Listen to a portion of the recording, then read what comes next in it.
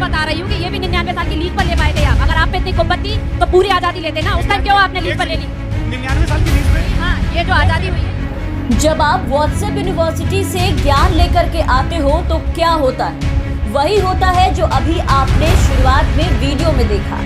देश को आजादी 99 साल की लीज पर मिली है।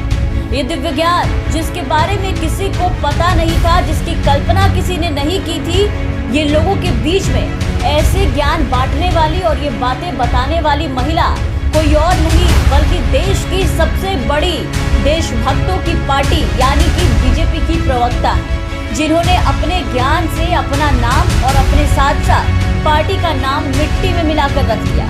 देश को आजादी 99 साल की लीज पर मिली है। ये ज्ञान भारतीय जनता पार्टी का पक्ष रख रही प्रवक्ता रुचि पाठक ने ललन टॉप के लाइव शो में कहा है, जिसे सुनकर लोग हंस के लोटपोट तो हो ही रहे थे, साथ ही काफी अचंभित भी हो रहे थे।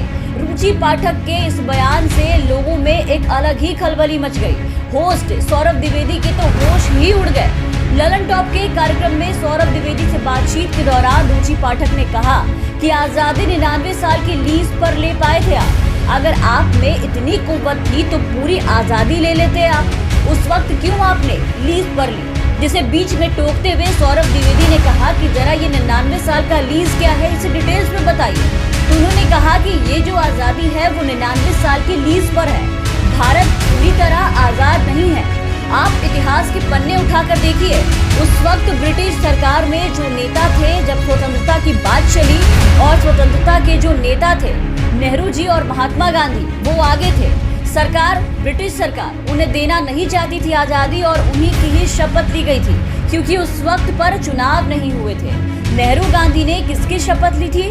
ब्रिटिश क्राउन की शपथ ली थी, ना कि भारत के संविधान की शपथ ली थी। प्रधानमंत्री पहले बन गए थे। 1951 में चुनाव हुए, तब जाकर पार्टी बनी और संविधान लागू हुआ था।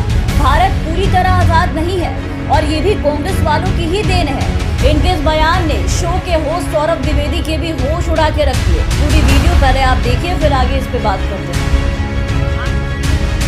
वही मैं बता रही हूँ कि ये भी 99 साल की लीज पर ले पाए थे आप। अगर आप पे इतनी कुब्बत थी तो पूरी आजादी लेते ना, उस टाइम क्यों आपने लीज पर ले ली? 99 साल की लीज पे। हाँ, ये जो आजादी हुई है ये 99 साल की लीज पर है। भारत कम्प्लीटली आजाद नहीं है। एक सेकंड ये बहुत बड़ी बात है। 99 साल की लीज थोड़ा एक्सप्लेन करिए। जी हाँ, आप इतिहास के पन्ने उठाकर देखिए। उस टाइम पर जो ब्रिटिश सरकार में जो नेता थे, मैं बता रही हूँ।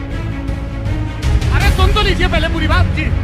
जब स्वतंत्रता की बात चली और स्वतंत्रता आंदोलन चल रहे थे तो आदरणीय नेहरू जी और महात्मा गांधी जी जब आगे थे तो सरकार देश को देना नहीं चाह रहा था ब्रिटिश क्राउन, और उन्हीं की ही शपथ ली गई थी, क्योंकि उस टाइम पे इलेक्शन नहीं हुए थे। नेहरू गांधी ने किसकी शपथ ली थी? ब्रिटिश क्राउन की शपथ ली थी, ना कि भारत के संविधान की शपथ ली गई थी। ये मुख्य प्रधानमंत्री पहले बन गए थे। 1951 में चुनाव हुए, उसके बाद फिर पार्टी बनी, तब जाके अपना संविधान लागू हुआ था। और ये उस टाइम पे समझे, आपको भी पता होगा, आज भी प्रधानमंत्री जब शपथ लेता है तो वो भारतीय संविधान की शपथ लेता है। लेकिन हाँ, वही मैं बता रही हूँ, ये ब्रिटिश क्राउन ने भारत को 99 साल की लीज पर दिया हुआ है। ये कम्प्लीटली आजाद नहीं है भारत, और ये भी कांग्रेस वालों की ही देन है जो है। तो सुना आपने बीजेपी प्रवक्ता का आजादी पे बेतुका बयान। बीजेपी प्रवक्ता रुचि पाठक के आजादी को 99 साल की एक डील बताने पर स्वतंत्रता सेनानी आज होते तो सर पकड़ लेते। खैर, इस वीडियो के सामने आने के बाद भाजपाई आलाकमान भी खूब लज्जित हुए होंगे और अफसोस कर रहे होंगे कि किसको वक्ता बनाकर भेज दिया।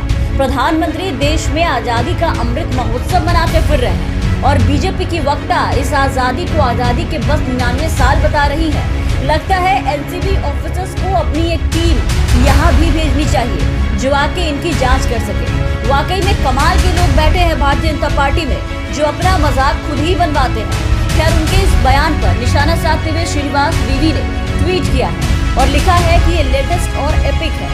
व्हाट्सएप के अनुसार कांग्रेस ने भारत को 99 साल की लीज पर आजाद कराया था।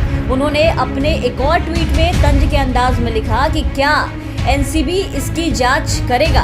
इस व्हाट्सएप ग्रेजुएट को मैं संबित पात्रा और अमित मालवीय एंड कंपनी के लिए एक बड़ा खतरा मानता हूँ। इसके अलावा भी कई लोगों ने इसे शेयर करते हुए बीजेपी की वक्ता पर सवाल उठाया, साथ ही पार्टी को इन्हें ट्यूशन क्लास देने की सलाह भी दे डाली है। Bureau report, the weekend.